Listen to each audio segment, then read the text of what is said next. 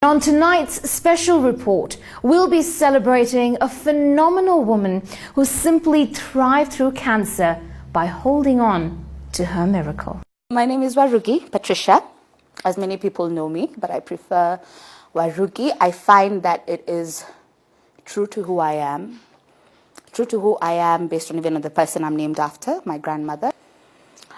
I have had an interesting life. 6 years ago. Yes.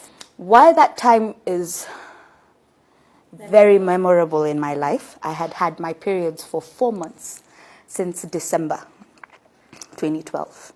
My gynecologist had done everything from hormonal treatments to pills to injections to everything. But for some weird reason, my periods were just not stopping. So my doctor says, you know what? We need to test for further things. We need to say if you have polycystic ovarian syndrome, PCOS. So we do tests and I'm checked. And yes, I have polycystic ovarian syndrome. Polycystic ovarian syndrome is excess cysts in your ovaries. I had so many in my system that they needed a surgery to remove them. Unfortunately, I have a history of cancer from my mom's side, my mom's mom. They laparoscopically removed a polyp. Once they removed one polyp, they checked and it came back cancerous. And so the funny thing is I don't think I took it as seriously as it ended up being. For me, I was very positive. It was good. Like, talked to my doctor, so what does he say? We'll do surgery, chemo, pap. So for me, I felt, and because they got it early, and my doctors were very positive about the treatment and what was going to happen, it didn't shock me, it didn't push me.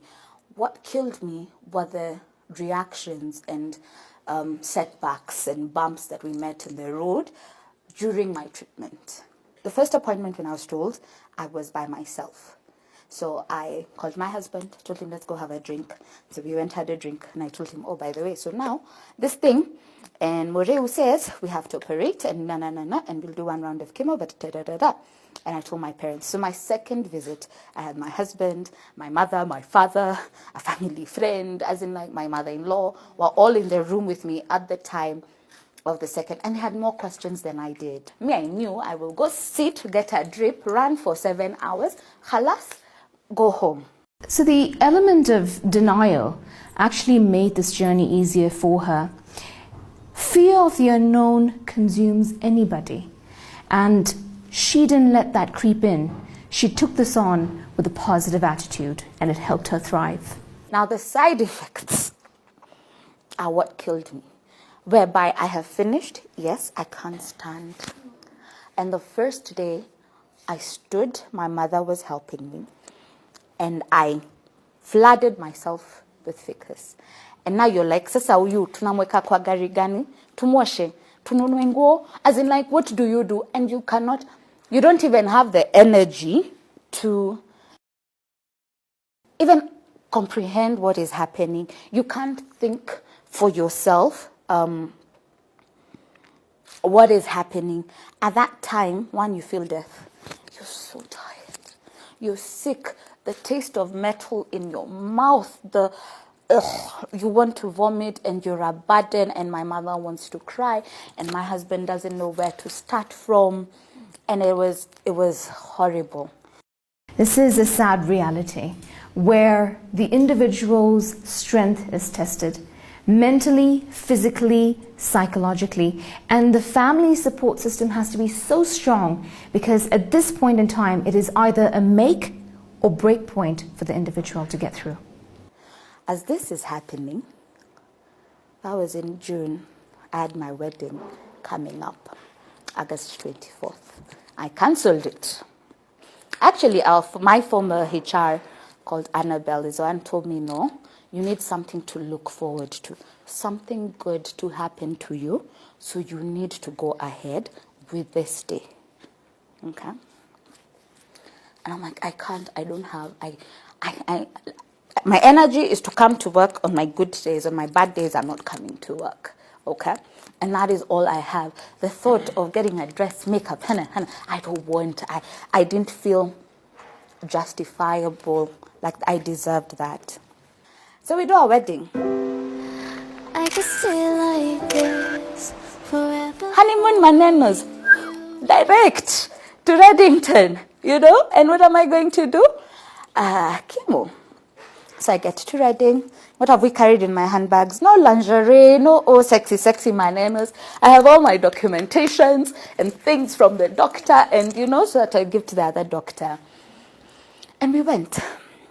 And we were there for 3 weeks, and we did the chemo, and it went very well.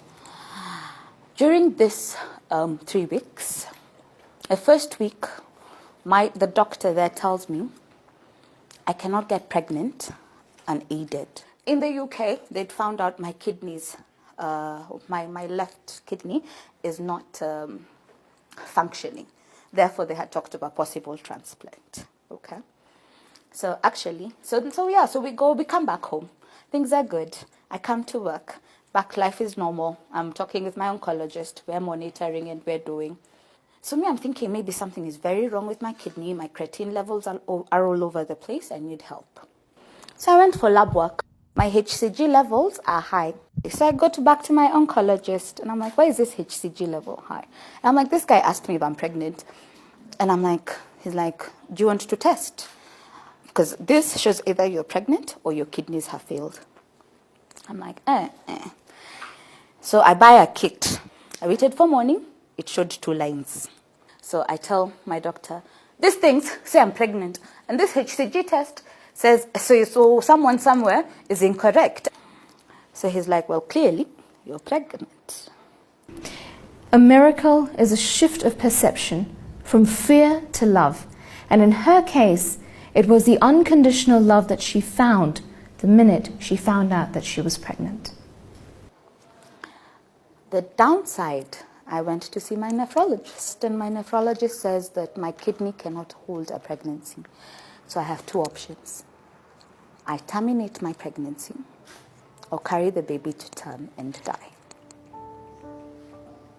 Those were my 2 only options.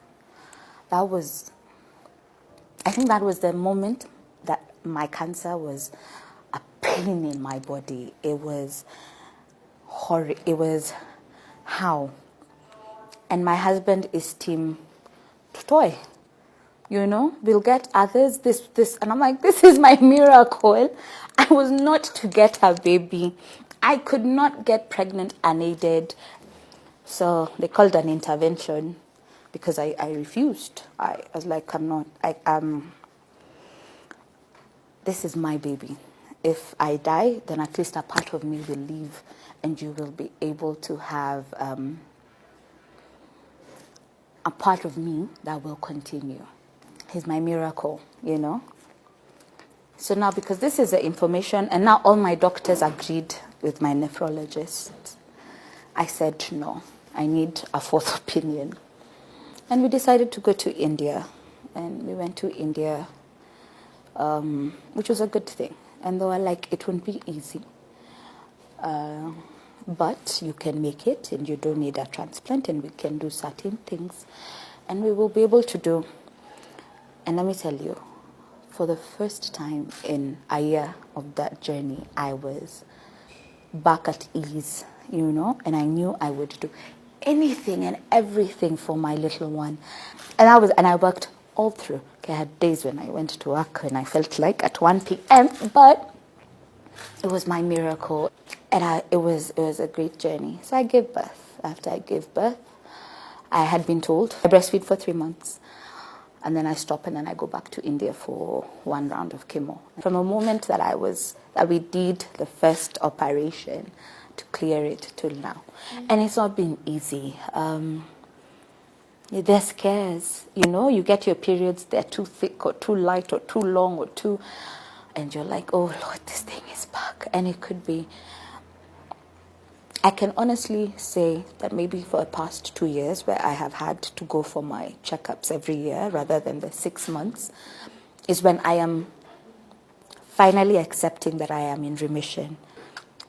5 years cancer-free. I have always wanted, though you see people who go for these makeovers, you see them on magazines and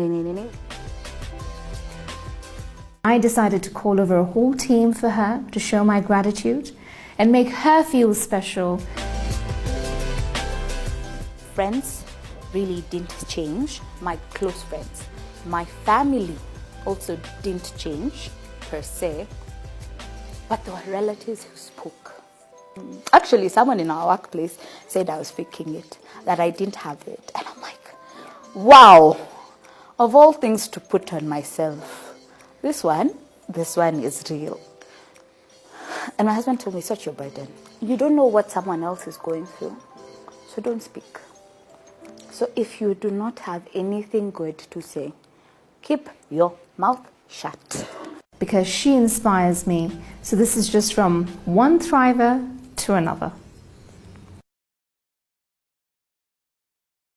I'm a compulsive liar. Because I will tell the truth about certain things. Most of the times I will tell the truth. Yeah? 90% of the times I will tell the truth. Even in regards to my children or whoever, even my spouse. Yeah?